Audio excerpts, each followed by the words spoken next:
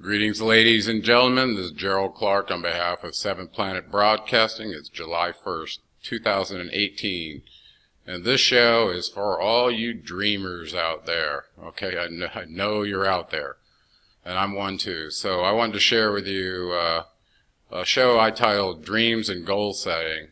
And I'm going to kind of walk through this and impart to you some of the nuggets that I've picked up over the year and see if some of them don't help you. So my earliest memories that involved some semblance of goal setting began for me around the time I was 14 years old.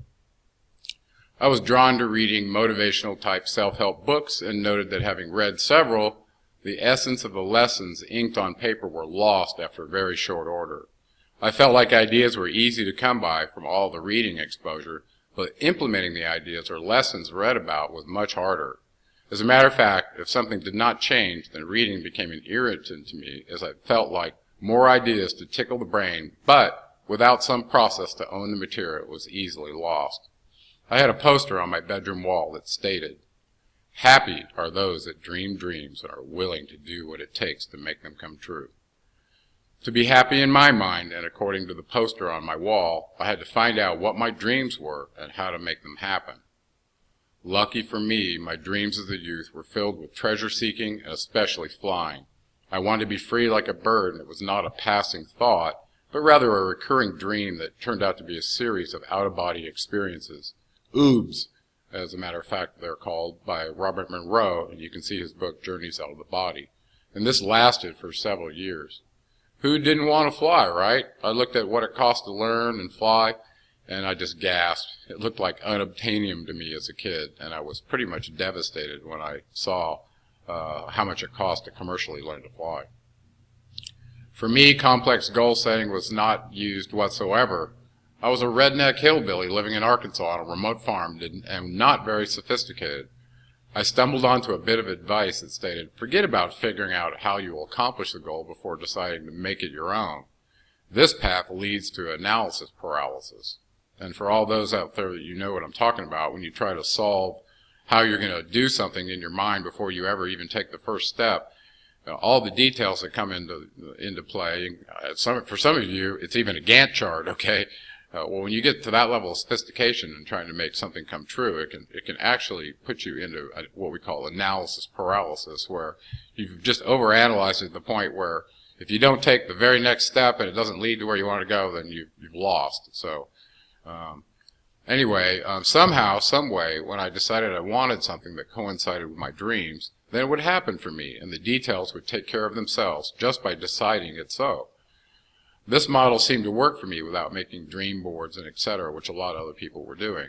And I still use this method today when I make a decision based on inspiration. It leads to writing something down, and then it just happens.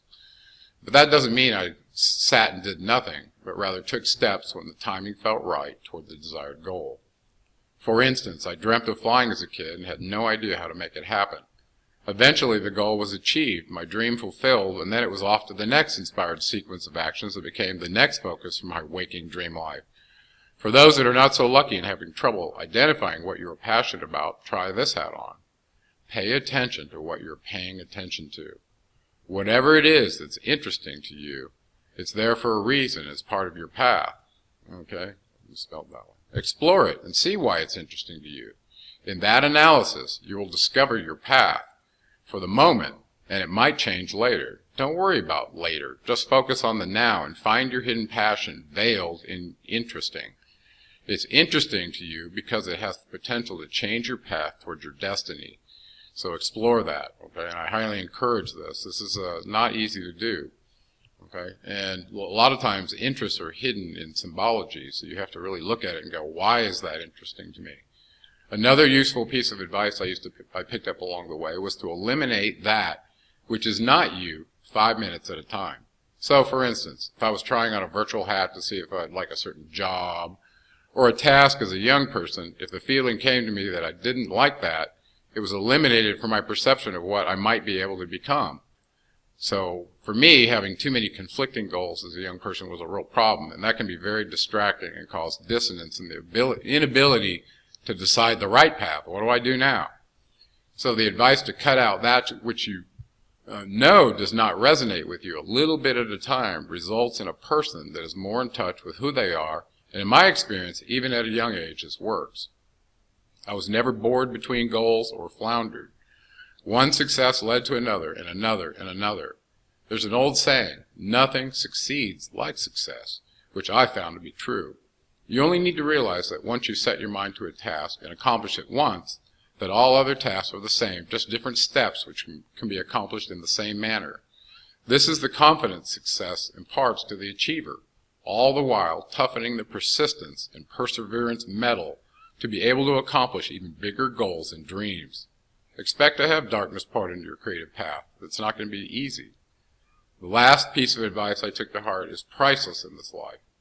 I told my kids growing up, all you have to do is find and explore your passions and then share them with the community. Your passions will change and evolve, but the discovery and sharing part is the same throughout life for us all. And once one passion runs its course, if it does, then it will be replaced by yet another by inspiration if you keep the process alive.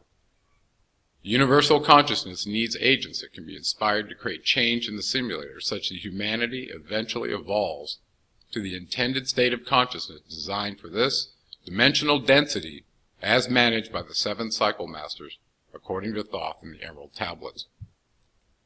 So be true to your dreams and make them your life focus. The fruits of your sharing will benefit all those lives that are touched by your act.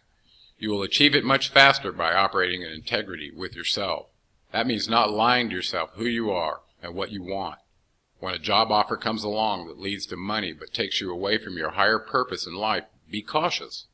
Be true to your path and honor the unique skills, perceptions, and gifts that you have been given without selling out to the matrix system that merely wants to use you as a cog in an efficiency slave model.